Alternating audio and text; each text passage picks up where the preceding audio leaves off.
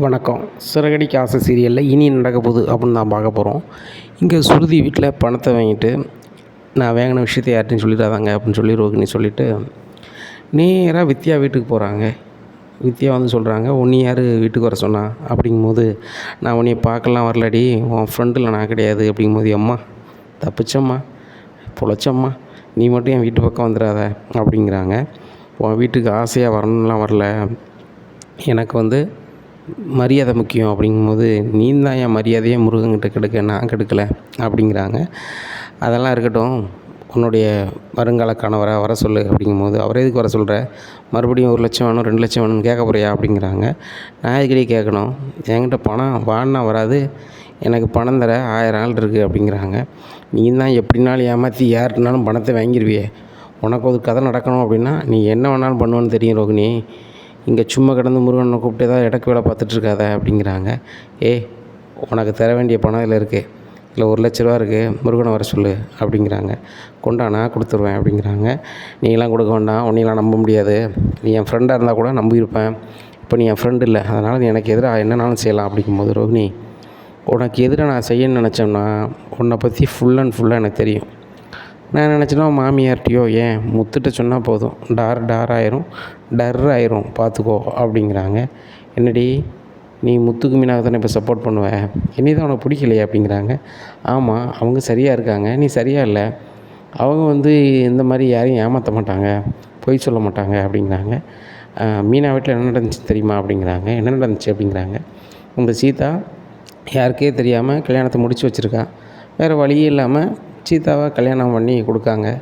மீனாவும் சேர்ந்துக்கிட்டு தான், மீனா அவ்வளோ பொய் சொல்லியிருக்காங்க, அதெல்லாம் உனக்கு பெருசாக தெரியாது அப்படிங்கும்போது, சீதாவும் அந்த அருணும் விரும்புனாங்க, அதுக்கு முத்து வந்து வேணான்னு சொல்லிகிட்டு இருந்தார், அதனால் அவங்க பண்ணியிருக்காங்க. இதில் என்ன தப்பு இருக்குது, தங்கச்சிக்கு கல்யாணம் பண்ணி வைக்கணும்னு நினைக்கிறது இதில் என்ன தப்பு இருக்குது, ஸ்ருதி ரவியும் கல்யாணம் பண்ணிக்கும்போது தன் சந்தர்ப்ப சூழ்நிலையா மீனா அங்கே போகலையா, ஏன் மீனா வந்து அதில் வந்து எழுத மாதிரி ஆகலையா அவன் கல்யாணத்தில், அதனால் அதெல்லாம் பேசாத அப்படிங்கும்போது, சரி நீ முருகனுக்கு ஃபோன் அடி அப்படிங்கிறாங்க. முருகனுக்கு கால் பண்ணுறாங்க. முருகன் கொஞ்சம் என் வீட்டு வரைக்கும் வந்துட்டு போங்க அப்படிங்கிறாங்க. என்ன வித்யா அவசரமாக வரணுமா அப்படிங்கிறாங்க. ஆமாம் அப்படிங்கிறாங்க. அவங்க பரபரப்பாக வராங்க. வித்யா என்னாச்சு அப்படிங்கிறாங்க. ஒன்றும் ஆகலை, உங்கள்கிட்ட வாங்கின பணத்தை ரோகிணி தரப்போகிறா அப்படிங்கிறாங்க. உங்கள் ஃப்ரெண்டு ஏற்கனவே இப்போ பணம் கேட்டாங்களே அப்படிங்கிறாங்க. பணம் அவளுக்கு வந்துருச்சு, அதனால் கொண்டு வந்திருக்காங்க அப்படிங்கிறாங்க. ரோகிணி நான் பணம் கொடுக்க மாட்டி வித்யாட்ட ஒரு வார்த்தை கேட்கணுங்களா, தான் கேட்டேன், நான் சொல்லுது வரைக்கும் நீங்கள் கொடுக்க வேண்டாம் அப்படின்னு சொன்னாப்புல, அதான் உங்களுக்கு கொடுக்க முடியல அப்படிங்கும்போது, அப்படி வேறு சொல்லியிருக்காங்களா. முருகன் இதில் 1,00,000 இருக்குது, நான் உங்கள்கிட்ட 1,00,000 வாங்கினதுனால என்ன தப்பாக நினச்சிடாதீங்க அப்படிங்கும்போது, அதே எப்படி நினைப்பேன், நீங்கள் என் வீட்டம்மாவோட ஃப்ரெண்டு அப்படிங்கிறாங்க. இல்லை முன்னாள் ஃப்ரெண்டு, நான் கிளம்புறேன் அப்படின்னு சொல்லி 1,00,000 கொடுத்துட்டு கிளம்பிடுறாங்க. என்ன இவங்க ரோகிணி பேசுறது எனக்கு ஒன்றும் புரியலையே வித்யா அப்படிங்கிறாங்க. அவள் அப்படி தான், அவள் கேட்கான்லாம் என்னை கேட்காம பணம் கொடுக்காதீங்க, அவள் சரியான ஆள், யாரை எப்படி ஏமாற்றணுமோ அப்படி ஏமாற்றுவா, நான் அவளுக்கு ஃப்ரெண்டாக இருந்தேன், இப்போ அவளுக்கு நான் ஃப்ரெண்டு கிடையாது சொல்லிட்டேன், என்ன கேட்காம முருகன்ட்டெலாம் நீ பணம் கேட்குற வேலை வச்சுக்காத அப்படின்னு சொன்னோன்னே, வீம்பில் யார்கிட்டையோ கடத்தை வாங்கி கொண்டு கொடுக்க, அவள்கிட்ட பணம்லாம் கிடையாது, யார்கிட்டையோ எப்படியோ ஏமாற்றி வாங்கியிருப்பான், நம்மளுக்கு தேவையில்லை, நம்ம பணம் நம்மளுக்கு வந்துருச்சு விடுங்க அப்படிங்கிறாங்க. ஏன் இவங்க எப்படி இருக்காங்க, இவங்க முத்தண்ணனுடைய அண்ணன் பஞ்சாயத்து தானே அப்படிங்கிறாங்க. அவங்க தான் முருகன் வேறு எதுவும் சொல்ல வேண்டாம் யார்ட்டையும் அப்படிங்கிறாங்க. நான் எதுவும் சொல்ல போகிறேன் வித்யா, வேலைக்கு நேரம் ஆச்சு, நான் கிளம்பட்டுமா, இந்த 1,00,000 உங்கள்கிட்ட இருக்கட்டும் அப்படிங்கிறாங்க. முருகன் இருக்கட்டும் நம்மளுக்குள்ள என்ன அப்படின்னு சொல்லிட்டு அவர் கிளம்பிடுறாரு. இங்கே வித்யா சிரிக்கிறாங்க. முருகன் வந்து தப்பாகவே நினைக்கல, என்னையை வந்து நல்லபடியாக தான் நினைக்கிறார் அப்படின்னு சொல்லி மனசு நினச்சிக்கிறாங்க. உடனே மீனாவுக்கு ஃபோன் பண்ணி, மீனா ரொம்ப தேங்க்ஸ் மீனா அப்படிங்கிறாங்க. எனக்கு எதுக்கு நன்றி சொல்கிறீங்க வித்யா அப்படிங்கிறாங்க. இல்லை, என் வருங்கால வாழ்க்கையை நீங்கள் வந்து அமையதுக்கு நீங்களும் ஒரு காரணம், நீங்கள் மட்டும் சூப்பராக அந்த ஐடியாவை மட்டும் கொடுக்கலன்னு வச்சுக்கோங்க, நான் முருகனை மிஸ் பண்ணியிருப்பேன், இப்படி ஒரு மாப்பிள்ளை எனக்கு கிடச்சிருக்க மாட்டார், ரொம்ப நல்ல மாப்பிள்ளையாக இருக்கார் அப்படிங்கும்போது வாழ்த்துக்கள், சீதா கல்யாணத்துக்கு என்ன நீங்கள் கூப்பிட்ருக்கணும் அப்படிங்கிறாங்க. வித்யா நீங்கள் ஊரில் இருந்தீங்க, உங்களுக்கு நான் ஃபோன் பண்ணி பார்த்தேன், ரோகிணிகிட்ட சொன்னேன், ஆனால் ரோகிணி உங்கள்கிட்ட எதுவுமே சொல்லலை அப்படிங்கிறாங்க. அப்படியா, சரி அதை பற்றி ஒன்றும் இல்லை, நல்லா இருக்காங்களா அப்படிங்கிறாங்க. ரொம்ப நல்லா இருக்காங்க, என் வீட்டுக்கார் மாறினது தான் எனக்கே பயங்கர ஆச்சரியம், ஆனால் முன்னாடி அவங்க 2 பேரும் சரியாக பேச மாட்டாங்க, இப்போ அவங்க 2 பேரும் அங்கங்கே போகிறது, சவளப்பாடின்னு பேசுகிறது வைக்கிறதுலாம் பார்க்கும்போது ரொம்ப சந்தோஷமாக இருக்குது அப்படிங்கிறாங்க. எனக்கு முத்தை பற்றி நல்லாவே தெரியும் மீனா, ரொம்ப கோவப்படுவாரை தவிர்த்து மற்றபடி நல்ல குணம் அவங்கள மாதிரியே அப்படிங்கிறாங்க. ஆமாங்க, அவர் யாருக்காவது உதவி செய்யணுனாலும் சரி தான், எதுனாலும் சரி தான், எதையுமே அவர் வந்து பயங்கரமாக தான் செய்வார், கோவப்பட்டாலும் பயங்கரமாக கோவப்படுவார், அன்பை காட்டினாலும் பயங்கரமாக காமிப்பார், அவர் அப்படி தான் அப்படிங்கிறாங்க. சரி மீனா, எனக்கும் கல்யாணம் சீக்கிரம் ரெடி ஆயிரும், நீங்கள் தான் நின்று நடத்தணும் அப்படிங்கும்போது மீனா சொல்கிறாங்க வித்யாட்ட, கண்டிப்பாக உங்கள் கல்யாணத்தை நானும் என் வீட்டுக்காரங்க, எங்கள் மாமா, எங்கள் வீட்டில் உள்ள எல்லோரும் சேர்ந்து தான் பண்ணுவோம். ரோகிணியோட ஃப்ரெண்டு நீங்கள், அப்போ எனக்கு நீங்கள் ஃப்ரெண்டு இல்லையா மீனா அப்படிங்கிறாங்க. ஃப்ரெண்டு தான், ஆனாலும் என்னை விட உங்களுக்கு ரோகிணி தெரியுமில்ல அப்படிங்கிறாங்க. இப்போ அவள் என்கிட்ட பேச மாட்டா பேச மாட்டாங்களா அப்படிங்கிறாங்க. ஆமாம் என்கிட்ட பேச மாட்டாங்க, நீங்கள் தான் என் கல்யாணத்தை நடத்தணும் அப்படிங்கணும். அப்படியா, சரி வித்யா, கண்டிப்பாக எனக்கு ஒரு வியாபாரம் ஒன்று இருக்குது, போய்ட்டு வரட்டுமா, ஒரு கல்யாண வீடு ஒன்று இருக்குது, பூவெல்லாம் கொண்டு கொடுக்கணும் அப்படிங்கிறாங்க. சரி சரி சரி சரி மீனா அப்படிங்கிறாங்க. இங்கே மீனா கஷ்டப்பட்டு பூவை கொண்டு போய்கிட்டு இருக்காங்க. அப்போ முத்து வந்துடுறாங்க. என்ன மீனா, எனக்கு ஒரு ஃபோன் பண்ணியிருக்க வேண்டியதுனே அப்படிங்கும்போது, இல்லைங்க நீங்கள் இப்போ பிஸியாக இருந்தீங்க, உங்கள் சோளப்பாடி நீங்களும் வெளியே போயிருந்தீங்க, சரி நம்மளே கொண்டு கொடுத்துடலாமான்னு பார்த்தேன், வித்யா கால் பண்ணிட்டாங்க, அதான் வெளிக்குள்ளே போக முடியாமல் போயிட்டுருக்கேன் அப்படிங்கிறாங்க. நீ பைக்கு உரமான பாட்டு காரில் கொண்டு கொடுத்துடலான்னு சொல்லி காரில் கொண்டு கொடுக்காங்க. அப்போ சிந்தாமணி விஜயாட்ட பேசிகிட்டு இருக்காங்க. என்ன மாஸ்டர் நீங்கள் உங்கள் மருமகளை வீட்டை விட்டு வெளியே வரவிட மாட்டேன், அதுக்கு நான் ஏதாவது பண்ணுறேன்னு சொல்லி என்கிட்ட 1,00,000 வாங்கினீங்க. ஆனால் மீனா வந்து வெளியில் எல்லா வேலையும் எடுத்து செஞ்சிட்ருக்கா. நேற்று கூட ஒரு டெக்கரேஷன் வேலை செய்கிறதுக்கு அட்வான்ஸ் வாங்கியிருக்கா. நீங்கள் பார்த்துட்டு இருந்தால் எப்படி அப்படிங்கும்போது, நான் என்ன பண்ண முடியும், என் வீட்டுக்காரு அவங்களுக்கு தான் சப்போர்ட் பண்ணிகிட்ருக்காரு, என்னால் ஒன்றும் பண்ண முடியல அப்படிங்கிறாங்க. உங்கள் மருமக ரோகிணிகிட்ட மட்டும் நீங்கள் சொன்ன மாதிரி என்னன்னாலும் இது பண்ணுறீங்க வைக்கிறீங்க, அவங்க 1,00,000 கொண்டு உங்கள்கிட்ட அப்படியே கொடுத்துட்டாங்க அப்படிங்கிறாங்க. நான் சொன்ன மாதிரி அவள் இருப்பா, எனக்கு அப்படி கிடுகிடுன்னு ஆடுவா. ஆனால் இந்த மீன் அப்படி இல்லை, ரொம்ப திமிரு பிடிச்சவா. நான் டெக்கரேஷன் வேலை பார்க்குறேன், அதை பண்ணுறேன் இதை பண்ணுறேன்னு சொல்லி என்னை மதிக்கிறதே கிடையாது அப்படின்னு சொல்லிட்டு திரும்பி பார்க்காங்க. முத்துன்னு இருக்காங்க. ஆமாம், உங்களை மதிக்கையே செய்யாமல் தான் நீங்கள் சொன்னதெல்லாம் செஞ்சுக்கிட்டு இருக்காளோ மீனா, எங்கள் அம்மா பேசுறது கேட்டியா, அவங்கள நீ மதிக்கிறதே இல்லையா, அவங்க சொல்கிறது செய்யதே இல்லையா, இதை புரிஞ்சுக்க. இனிமேல் நீ எதையுமே செய்ய வேண்டாம், சோறு பொங்க கறி வைக்க எல்லாமே எங்கள் அம்மா பார்த்து பண்ணால் ஏன்டா பார்க்கணும் அப்படிங்கும்போது, அப்பா உங்களை வந்து இந்த சிந்தாமணி கூட பேசக்கூடாதுன்னு சொன்னாங்களே, நீங்கள் பேசிகிட்டு இருக்கீங்க அப்படின்னா, ஆகா முத்து தயவுசெய்து உங்கள் அப்பாட்ட சொல்லிடாத, நீ சொன்னோன்னா கண்டிப்பாக உங்கள் அப்பா என்கிட்ட பேச மாட்டார், ஏன் அவர் ஊரை பார்த்து போனாலும் போயிடுவார், முத்து நல்லா இருப்ப சொல்லாத அப்படிங்கும்போது, மாஸ்டர் என்ன மாஸ்டர் முத்துக்கிட்ட போய் நீ இப்படி கெஞ்சிட்ருக்கீங்க அப்படிங்க, சிந்தாமணி நீங்கள் போய்ட்டு வாங்க முதல்ல அப்படின்ட்டு அனுப்பி விட்டுறாங்க. உடனே மீனாவை முறைச்சிக்கிட்டே சிந்தாமணி போகிறாங்க. இங்கே சிந்தாமணியை முறைக்கிறாங்க. மீனா எப்படியா இருக்குது, ஏம்மா அங்கே பாருங்கள், நீங்கள் என்ன தான் மீனா வேலை செய்யக்கூடாது வைக்கக்கூடாதுன்னு சொல்லி ட்ராமா பண்ணாலும் எடுபடாது. மீனா அவள் வந்து தொழிலில் போயிட்டே இருப்பாள், யாரும் என்ன செய்ய முடியாது, நிப்பாட்ட முடியாது அப்படிங்கிறாங்க. டேய் சிந்தாமணி பல வருஷமாக தொழில் பண்ணுதாங்க என்ன, அதில் வந்து அவங்க பழம் சாப்பிட்டு கொட்டை போட்டவங்க. உன் வீட்டுக்காரி இன்றைக்கி முளைச்சவா அப்படிங்கிறாங்க. ஏம்மா அவள் இன்றைக்கி முளைச்சாளா நேற்று முளைச்சாளா, ஆனால் தொழிலில் ரொம்ப சூப்பராக பண்ணுவாள். அவள் வேலை செய்த எந்த இடத்துலையும் அவளுக்கு வந்து எந்த குறையும் கிடையாது. எல்லாருமே நீ சொன்னதை விட சூப்பராக பண்ணியிருக்கம்மா, சொன்னதை விட சூப்பராக பண்ணியிருக்கம்மா. 10 ரூபா வர வேண்டிய இடத்துல 8 ரூபா வாங்கிட்டு இவ்வளோ நல்லா செய்ய முடியுதும்மா உன்னால், இது உனக்கு கட்டுதாமான்னு தான் கேட்டிருப்பாங்க. அந்தளவுக்கு வீணாக பண்ணிகிட்ருக்கா, பார்த்துக்கலாம் அப்படிங்கிறாங்க. ஆமாம் அப்படின்னு சொல்லிட்டு ஒரு ஆட்டோ வர சொல்லி கிளம்பிடுறாங்க. மீனா ஒரு மாதிரி இருக்காங்க. என்ன மீனா அப்படிங்கிறாங்க. இல்லைங்க அத்தைக்கு என்னை பிடிக்காதுன்னு தெரியும், அதுக்காக நான் தொழிலே பண்ணக்கூடாது, வீட்டை விட்டே வெளியேறக்கூடாது அப்படின்னு சொல்லி சிந்தாமணிகிட்ட 1,00,000 செலவு வாங்கியிருக்காங்களே அப்படிங்கும்போது, மீனா எங்கள் அம்மாவை பற்றி ஒன்று தெரியாதா, எங்கள் அம்மாவுக்கு ஏதாவது ஒரு வகையில் ஆதாயம் ஆகுதுன்னா என்னன்னாலும் பண்ணிகிட்டு இருப்பாங்க. ஏன் என்னையே வந்து வியாபாரம் நானே வந்து கார் ஓட்டக்கூடாது, இன்னொரு ஆள் கார்னால ஓடணும் அப்படின்னா என்னையும் கூட அது வருமானம் வரக்கூடாதுன்னு நினைப்பாங்க. நீ வந்து மருமவா, நீ எப்படி பண்ணுவாங்கன்னு தெரியாதா, நம்ம 2 பேருமே அவங்களுக்கு பிடிக்காது அப்படி தான் பண்ணுவாங்க. இதெல்லாம் வந்து நம்ம ஒரு பொருட்டாக எண்ணாமல் நொறுக்கிக்கிட்டு போயிட்டே இருக்கணும் அப்படிங்கிறாங்க. ஆமாங்க, உண்மையிலே அதுதான் உண்மை. நம்மளை யார் வந்து செய்ய முடியாதுன்னு சொன்னாலும் அப்போ தான் நம்மளுக்கு வீம்பு வரும். கண்டிப்பாக நம்ம ஜெயிப்போங்க. அந்த சிந்தாமணி நினைக்காங்கல்ல, நம்ம வீட்டிலே இருக்கணும், தொழில் பண்ணக்கூடாதுன்னு சொல்லிட்டு இந்த தொழிலில் சூப்பராக பண்ணுறோம், ஏங்க பேசாமல் நீங்களும் என் கூட பார்ட்னராக வந்துடுங்க அப்படிங்க. மீனா சொன்னாலும் சொல்லாட்டி நான் பார்ட்னர் தரேன் அப்படிங்கிறாங்க. அந்த வேலையை சிறப்பாக பண்ணி முடிச்சிடுறாங்க. அதில் அவங்களுக்கு சொல்லையா ஒரு 5,00,000 கிடைக்குது. அந்த 5,00,000 கொண்டு சுருதிகிட்ட கொடுக்குறாங்க. சுருதி இதை வச்சுக்கிடுங்க, நீங்கள் ரெஸ்டாரண்ட் ஆரம்பிக்கிறதுக்கு பணத்துக்காக அங்கங்கே போயிட்டுருக்கீங்க, ரவி சொல்லிட்டாரு உங்கள் அப்பாட்டையும் எங்கள் அம்மாட்டையும் பணம் வாங்கினா ரெஸ்டாரண்ட் வைக்கக்கூடாதுன்னு சொல்லிட்டு, அதனால் இந்த பணத்தை வச்சுக்கிடுங்க அப்படிங்கும்போது, மீனா உங்களுக்கே மாடியில் ரூம் கட்ட பணம் தேவை, உண்டியலில் நீங்கள் கொஞ்சம் கொஞ்சமாக சேர்த்துட்ருக்கீங்க, அதையும் கூட வீட்டு தேவைக்கு ஏதாவது பயன்படுத்துகிறீங்க, அப்படி இருக்கும்போது இந்த பணத்தை வச்சு நீங்கள் மாடியில் ரூம் கட்டுங்க அப்படிங்கிறாங்க. நாங்கள் கூட என்னை கூட கட்டிக்கலாம் சுருதி, ஆனால் நீங்களும் ரவியும் தனியாக வந்து ரெஸ்டாரண்ட் வைக்கணும்னு ஒரு எண்ணத்தில் இருக்கும்போது இந்த பணம் உங்களுக்கு உதவியாக இருக்கும் அப்படிங்கிறாங்க. ரவி எங்கே நினைக்கிறான், அவங்க ஓனர் பேச்சு கேட்டு தான் ஆடுறான் அப்படிங்கிறாங்க.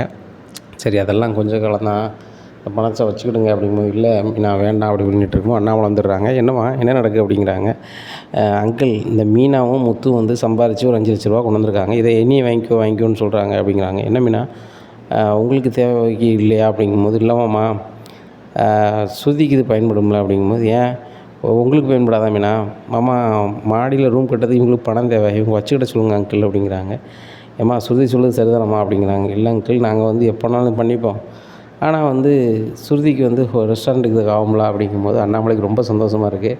ஏம்மா நீங்கள் 2 பேரும் வேறு வேறு வீட்டிலேருந்து வந்த பிள்ளைய, ஆனால் ஒன்றா இருந்த பிள்ளைய மாதிரியே ரொம்ப அன்பாக இருக்கியே, ரொம்ப சந்தோஷமாக இருக்குது அப்படின்னு பேசிகிட்டு இருக்கும்போது ரோகிணி அதை பார்க்குறாங்க.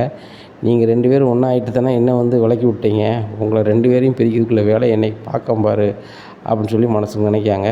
இங்கே விஜயா வந்துடுறாங்க. ஏங்க என்னங்க எங்கே நடக்குது அப்படிங்கும்போது, ரொம்ப சூப்பராக இருக்குது, மூத்த மருமவா இளைய மருமகளுக்கு செலவுக்கு கொடுத்து நீங்கள் ரெஸ்டாரண்ட் வைங்கன்னு சொல்லுது. இதை பார்க்கும்போது சந்தோஷமாக தானே இருக்குது அப்படிங்கும்போது, யார் ரோகிணியா அப்படிங்கிறாங்க. நான் ரோகிணியை சொல்லலை, மீனாவை சொல்கிறேன். மீனாவை முத்து சம்பாரித்த பணத்தை ஸ்ருதிகிட்ட கொடுக்காங்க அப்படிங்கிறாங்க. ஏங்க ஸ்ருதியே பெரிய கோடீஸ்வரி, அவங்க ரவிக்கும் ஸ்ருதிக்கும் வாழ தெரியாமல் இருக்காங்க. அவங்க அப்பாட்டையோ அவங்க அம்மாட்டையோ சொன்னால் பல கோடி வச்சுருக்காங்க. எவ்வளோ நாள் கொடுத்து பெரிய பெரிய ரெஸ்டாரண்ட்டில் பெரிய பெரிய கம்பெனிக்கு ஓனராக கூட ஆக்குவாங்க. இவங்க புரிஞ்சுக்கிட்டாமல் இப்படி பண்ணிக்கிட்டு இருக்காங்க. நான் என்ன பேசட்டுமா ஸ்ருதி அப்படிங்கும்போது, ஆண்டி நீங்கள் ஒன்றும் பேச வேண்டாம், ஏற்கனவே எங்கள் அம்மா வந்து தந்த பணத்துக்கே ரவி வந்து ரொம்பவே சத்தம் போடுறாரு, அது போக சரி வராது அப்படின்ட்டு போது, பழக்குறோம் இது எப்படி நீ கிளம்பு அப்படின்னு சொல்லிட்டு முத்து அந்த பணத்தை வாங்கி மீனாட்டை வாங்கி கொடுத்துட்றாங்க. ஸ்ருதிக்கு ஒரு பதிலும் சொல்ல முடியல, வாங்கிட்டு அப்படியே போயிடுறாங்க. போய் ரவிட்ட சொல்கிறாங்க. ரவி அப்படியே அழுதுறாரு. ஏன் ரவி அழுகுற அப்படிங்கிறாங்கல்ல. முத்தும் மீனா நீ ரொம்ப சங்கடப்பட்டு சம்பாதிக்கிறாங்க, அதை நம்மளுக்கு அசால்ட்டாக தராங்களே, அவங்க மனசு யாருக்கு வரும் அப்படிங்கும்போது, உண்மைதான் ரவி, அவங்க கழுத்துலேயோ காதலையோ எதுவுமே தங்கமாக இல்லை, எல்லாமே இப்போ தலையில் தான் இருக்குது. ஆனாலும் நம்ம நல்லா இருக்குன்னு நினைக்காங்களே, அவங்க மனசு யாருக்கும் வராது அப்படிங்கிறாங்க. அது என்னமோ உண்மைதான் அப்படின்னு சொல்லிட்டு பேசுகிறாங்க. இங்கே நடக்கிறத என்ன நடந்தாலும் எனக்கு ஃபோன் பண்ணி சொல்லின்னு சொல்லி ஸ்ருதி அம்மா சொல்லியிருக்கிறாங்க ரோகிணிகிட்ட. ரோகிணி உடனே ஃபோன் பண்ணி சொல்கிறாங்க, உங்கள் பொண்ணுக்கு பணமே இல்லாத மாதிரி மீனாவும் முத்தும் சம்பாதிச்சு 5 லட்ச ரூபா பணத்தை கொடுக்காங்க, இதை வாங்கிட்டு ஸ்ருதி ரொம்பவே ஆனந்தமாக போகிறாங்க அப்படிங்கும்போது ரொம்ப சங்கடமாக இருக்குது அவங்களுக்கு. உடனே அப்பாட்ட சொல்கிறாங்க, ஏங்க இந்த ஸ்ருதி பண்ணுறது சரியே கிடையாது அப்படிங்கும்போது, ஆமாம் அவள் பண்ணுறது தான் சரியே கிடையாது, ரவியே கல்யாணம் பண்ணியிருக்கக்கூடாது, அந்த பணக்கார வேணும் பண்ணியிருக்கணும், சரி இப்போ என்ன விஷயம் அப்படிங்கிறாங்க. அந்த மீனாவும் முத்து சம்பாரித்து 5 லட்ச ரூபா பணத்தை கொடுத்து ரெஸ்டாரண்ட் வைக்கிறதுக்கு உங்களுக்கு செலவுக்கு ஆகும்ல, வச்சுக்கோங்கன்னு கொடுத்தாங்க அந்த மீனா அப்படிங்கும்போது ரொம்ப கடுப்பாக இருக்குது. அந்த முத்தும் மீனாவும் 5க்கும் 10க்கும் அல்லாடிட்டு கிடக்காங்க. அவங்க 5 லட்ச ரூபா கொடுக்காங்களா, அதை வந்து இந்த வாசுதேவன் மோகம் வாங்குதாளா, எனக்கு ரொம்ப கடுப்பாக இருக்குது அப்படி இப்படின்னுட்டுருக்கேன். ஏங்க எனக்கு அதுக்கு மேலே கடுப்பாக இருக்குது, இது என்ன ஏதுன்னு கேட்கணுங்க அப்படின்னு சொல்லி ஸ்ருதியோட அம்மா கிளம்பி போகிறாங்க வீட்டுக்கு. உடனே வாங்க சம்மந்தி வாங்க அப்படிங்கிறாங்க. ஸ்ருதி இருக்காங்களா சம்மந்தி அப்படிங்கிறாங்க. ஸ்ருதிமா அப்படிங்கிறாங்க. உடனே என்ன மம்மி வா ரூமுக்கு வா அப்படிங்க. ரூமுக்கு வரதுலாம் வரல, நீ எதுக்கு மீனாக்கிட்டையும் முத்துக்கிட்டையும் பணம் வாங்கினேன் அப்படிங்கும்போது முத்து சொல்கிறாரு, எங்கள் வீட்டில் நாங்கள் கொடுப்போம், இப்போ தானே இங்கே கேட்கேன் அப்படிங்கிறாங்க. நான் என் மகட்ட கேட்கேன் அப்படிங்கிறாங்க. மம்மி இதெல்லாம் நீ கேட்காத, எங்களுக்குள்ளே என்ன வரவு செலவுனாலும் இருக்கும், அதை நீ கேட்டுக்கிட்டுருக்கூடாது அப்படிங்கும்போது, ஏய் நீ எவ்வளோ பெரிய கோடீஸ்வரன் வீட்டு பிள்ளை, நீ வந்து இந்த சாதாரண இந்த பூ கட்டுறவங்ககிட்டையும் இந்த கார் ஓட்டுறவங்ககிட்டையும் பணத்தை வாங்கணுமா அப்படிங்கும்போது அண்ணாமலை சொல்கிறாங்கம்மா வரம்பு மீசி பேசாதங்க, என்ன ஒரு அளவு தான் அப்படின்ட்டு இருக்காங்க. உடனே வாசுவனும் பின்னாடி வந்துடுறாரு. அண்ணாமலை நீங்கள் பண்ணது ரொம்ப ஓவரு, என் வீட்டம்மா வந்து ஆர்வக்குளாரில் வந்தாங்க, நானும் முன்னாடி பெரிய அளவில் எதுவும் வரக்கூடாது இது வந்துட்டுருக்கேன், அவங்க ரெஸ்டாரண்ட் வைக்கிறதுக்கு நாங்கள் எவ்வளோ பணம்னாலும் கொடுக்க தயாராக இருக்கோம், முத்துட்டு மீனாக கேட்டு வாங்கணும், எங்களுக்கு எவ்வளோ வயிற்றுச்சலாக இருக்குது தெரியுமா அப்படிங்கிறாங்க. இங்கே பாருங்கங்க, ஒரு குடும்பத்தில் கொடுப்பாங்க வாங்குவாங்க எல்லாம் செய்வாங்க, அது அவங்கவுங்க சௌரியம், நீங்களாம் வந்து பேசாதீங்க அப்படிங்கிறாங்க.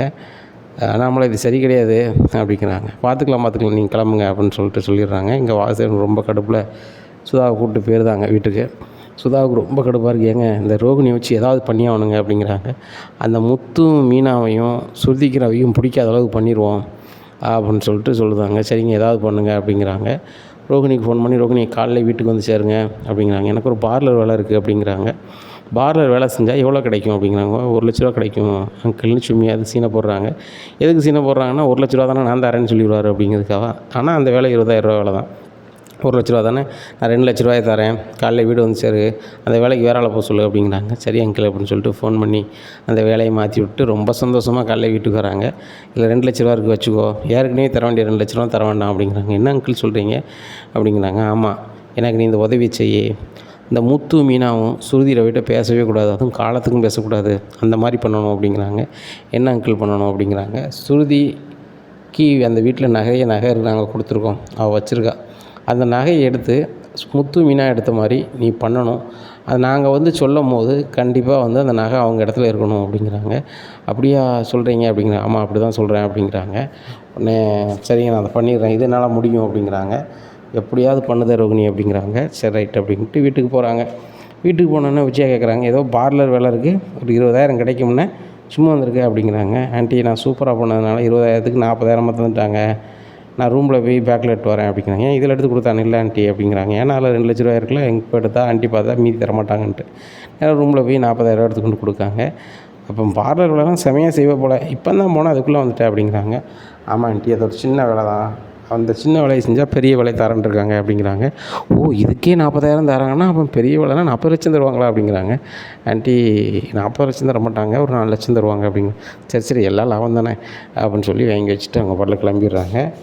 இங்கே கொஞ்ச நேரத்தில் பார்வதியும் வந்துடுறாங்க. கிளம்புவோமா அப்படின்னு சொல்லி கிளம்பிடுறாங்க. சரி ரூமில் யாரும் இல்லை, அந்த வாசுதேவன் சொன்ன மாதிரி நம்ம செஞ்சிட வேண்டியதான் அப்படின்னு சொல்லி சுருதி ரூமில் போய் நகையெல்லாம் எடுத்து அது ஒரு மஞ்சள் துணியில் கட்டி நேராக மீனாவும் முத்து தூங்குது இடத்துக்கு மேல் சைடு வச்சுருந்தாங்க. அந்த பெட்டு பக்கத்தில் வச்சுருந்தாங்க. வச்சுட்டு வாசுதேவன்ட்ட சொல்லியிருந்தாங்க, அந்த பெட்டு பக்கத்தில் அதில் வச்சுருக்கேன், அதில் சின்ன ஒரு கபோர்டு மாதிரி இருக்குது அப்படிங்கிறாங்க. ஓ அப்படியா அப்படின்னு சொல்லிட்டு இது பண்ணிடுறாங்க. எல்லோரும் வேலைக்கு போய்ட்டு சாயந்தரம் வந்தோடனே சுருதியோட அம்மாவும் அப்பாவும் அவங்களுக்கு தெரிஞ்ச காக்கி சட்டைக்காரங்களை கூப்பிட்டு வீட்டுக்குள்ளே வராங்க. வந்தோடனே என்ன விஷயம் அப்படின்னு நம்மளை கேட்குறாங்க. நம்மளை உங்கள்கிட்ட எதுவும் பேச வரல, சுருதி நிறைய காணாமல் போகுதுன்னு நான் கேள்விப்பட்டேன் அப்படிங்க. என்னது காணாமல் போகுதுன்னு கேள்விப்பட்டீங்களா அப்படிங்கிறாங்க. ஆமாம் அந்த மீனா முத்து 4 லட்ச ரூபா கொடுத்த மாதிரி வந்து சீன் போட்டுதாங்க. எனக்கு தெரிஞ்ச ஒரு நகை கடைக்காரர் ஃபோன் பண்ணார். ஃபோன் பண்ணி சுருதியோட நகை வந்து அங்கே கொடுத்த மாதிரி எனக்கு தகவல் இருந்துச்சு அப்படிங்கும்போது மீனா சொல்கிறாங்க, தேவையில்லாமல் பேசாதீங்க, நான் எதுக்கு சுருதியோட நகை எடுக்க போகிறேன் அப்படிங்கும்போது சுருதி சொல்கிறாங்க, அச்சா அதெல்லாம் வந்து மீனாவும் முத்தும் பண்ணவே மாட்டாங்க, அவங்க வேலை செஞ்சது கூட எங்ககிட்ட தராங்க, நீ இப்படிலாம் பேசுகிறது ரொம்ப தப்பாச்சா அப்படிங்கிறாங்க. முதல்ல உன் நகை இருக்கான்னு பாரு அப்படிங்கிறாங்க. போய் தேடி பார்க்குறாங்க, காங்கல என்னாச்சு நகை எங்கே அப்படிங்கிறாங்க. நகை எங்கேயோ நான் வச்சிட்டோம்னு நினைக்கிறேன், நல்லா தேடி பார்க்கணும், நான் நாளைக்கு சொல்கிறேன் அப்படிங்கும்போது அது இருக்காது, அது எப்படி இருக்கும், அதான் நகை காணாமல் போச்சு, அந்த ஏதாவது விற்று தானே கொண்டு பணம் வந்திருக்காங்க அப்படிங்கும்போது மீனா சொல்கிறாங்க, நான் அதில் கொடுக்கலங்க, டெக்கரேஷன் வேலையை தாங்க கொடுத்தேன் அப்படிங்கும்போது முத்துன்னு சொல்கிறாரு, எப்பா இவர் வாய்க்கு வந்தெல்லாம் பேசிகிட்டு இருக்காரு, அவ்வளோதான், சுருதியோட அப்பான்னு கூட பார்க்க மாட்டேன் அப்படிங்கிறாங்க. உடனே ஆச்சா நீங்கள் கிளம்புங்க, முத்து கோவஞ்சுன்னா அவ்வளோதான் அப்படிங்க. என்ன கோவம் வந்து என்ன பண்ணிடுவார், ஒன்றும் பண்ண முடியாது சுருதி, நான் யார் கூட வந்திருக்க பாருங்க அப்படிங்கும்போது, நான் வந்து ஒரு விசாரிக்க வந்திருக்கேன், உங்கள் பாட்டில் நீங்கள் வந்து இது பண்ணிகிட்ருக்கீங்க, முத்து மீனா நீங்கள் அந்த பொண்ணு நகை எடுத்தீங்களா, நாங்கள் எடுக்கவே இல்லை அப்படிங்கிறாங்க. சார் அந்த கட்டில் பக்கத்தில் ஒரு இது இருக்குது பாருங்கள், அதில் திறந்து பாருங்கள் அப்படிங்கிறாங்க. திறந்து பார்க்காங்க, உள்ள நகை இருக்குது. இது யார் நகை நுழைச்சி பார்க்கும்போது சுருதி நகை. இதை பார்த்து விஜயா, மீனா ஏன்டி இதை எடுத்து கொண்டு வச்சுருக்க, எல்லாம் தெரிஞ்சு தானே சம்மந்தி வந்திருக்காங்க அப்படிங்கும்போது முத்துக்கு யோசனை வருது, என்ன சார் நினச்சிட்ருக்கீங்க, அதில் கரெக்டாக நகை இருக்குது, இவருக்கு எப்படி தெரியும் அப்படிங்கும்போது அவர் திருன்னு முழிக்கார். உடனே அங்கே தான் வச்சுருப்பீங்க, உங்களுக்கு தான் தனியாக ரூம் கிடையாது, அப்புறம் எங்கே வைப்பீங்க அப்படி இப்படின்னுட்டுருக்காங்க. உடனே சுருதி சொல்கிறாங்க, முத்து சொல்கிறதும் சரி தானே, அங்கே தான் நகை இருக்குன்னு சொல்லியாச்சா, அவங்களுக்கு எப்படி தெரியும் அப்படிங்கிறாங்க. உடனே வேறு எங்கே வைப்பாங்க, இங்கே தான் வைப்பாங்கன்னு சொல்லுவேன் அப்படி இப்படிங்கிறாங்க. உடனே சார் இங்கே பாருங்கள், நாங்களும் எல்லாம் தெரிஞ்ச ஆட்கள் தான், ஒன்றும் தெரியாத ஆட்கள் கிடையாது, எங்கள் அப்பாவுக்கும் இந்த வீட்டுக்கும் ஆகாது, அதனால் ஏதாவது எங்களை வந்து பாடாப்படுத்திட்டு இருக்குன்னு பார்க்காரு, இந்த நகை அங்கே கரெக்டாக அந்த இடத்துல உங்களுக்கு எப்படி தெரியும்னு தெரியலை, அதான் யாரோ தான் சொல்லியிருக்கணுங்க இருக்கவங்க தான் அப்படின்னு ரோகிணி திருன்னு முழிக்காங்க. உடனே ரோகிணி திருன்னு முழிக்கிறத பார்த்துட்டு அப்புறம் ரோகிணி தான் வந்து முத்து மீனாவும் எங்களோட பேசக்கூடாதுன்னு செஞ்சுருப்பாங்கன்னு சுருதி வந்து கஸ் பண்ணிக்கிறாங்க. பண்ணிவிட்டு சாருங்க பாருங்கள், அந்த நகையை வந்து யார் எடுத்தாங்க வச்சாங்கன்னு சொல்லி அதுக்குள்ளே வந்து கையை வச்சு தொட்டிருப்பாங்களா, அதில் ஏதாவது ஒன்று இருக்கும்ல, அதான் இருக்கும்ல அப்படிங்கிறாங்க. உடனே ஆமாம் இருக்கும் அப்படின்றாரு. அப்போ அதை செக் பண்ணுங்கள் சார் அப்படிங்கிறாங்க. இங்கே ஆஹா நம்ம தான் எடுத்துக்கணும் மாட்டிக்கிறோம் பொழுது அப்படின்னு சொல்லி திருன்னு முடிக்காங்க. வாசுதேவன் நான் பார்த்துக்கிறேன் அப்படிங்கிறாங்க. இங்கே ஸ்டேஷனுக்கு எல்லோரும் போயிடுறாங்க. உடனே யார் எதுவும் இல்லை அப்படி இப்படின்னு சொல்லி சமாளிக்காங்க. உடனே சுருதி வந்து அவங்களுக்கு தெரிஞ்ச ஒரு பெரிய ஒரு அதிகாரி கால் பண்ணிடுறாங்க. கால் பண்ணோன்னே அதை என்னென்னு பாருங்கயா பண்ணோன்னே, இருக்கவங்க ரேகையெல்லாம் செக் பண்ணுங்கள் அப்படிங்கும்போது செக் பண்ணுறாங்க. செக் பண்ணும்போது ரோகிணியுடைய கைத்தடம் அதில் இருக்குது. இதை பார்த்துட்டு மீனாவுக்கு சரியான கடுப்பாயிருது. ரோகிணி நீ தான் அப்படி பண்ணி வச்சியா அப்படிங்கும்போது, இல்லை நான் வந்து பண்ணல வைக்கல அப்படிங்கும்போது, அப்போ யார் பண்ணா அப்படிங்கும்போது, ஆண்டி என்னை மன்னிச்சிருங்க, சுருதியோட அம்மாவும் அப்பாவும் முத்து மீனாவும் சுருதிக்கிட்ட பேசுறது பிடிக்கல அப்படின்னு சொன்னாங்க, அதனால தான் இதை பண்ணேன், அந்த மீனாவையும் முத்தையும் சுருதியோட வீட்டிலேருந்து பிரிக்கணும்னு சொல்லிட்டு அப்படிங்கும்போது, வாயை மூடு அப்படிங்கிறாங்க விஜயா. இனி என்ன நடக்கும் அப்படிங்கிறத பொறுத்து இருந்து பார்க்கலாம். நம்ம சேனலை நீங்கள் கொஞ்சம் மறக்காமல் லைக் அண்ட் சப்ஸ்கிரைப் பண்ணுங்கள். நன்றி, வணக்கம்.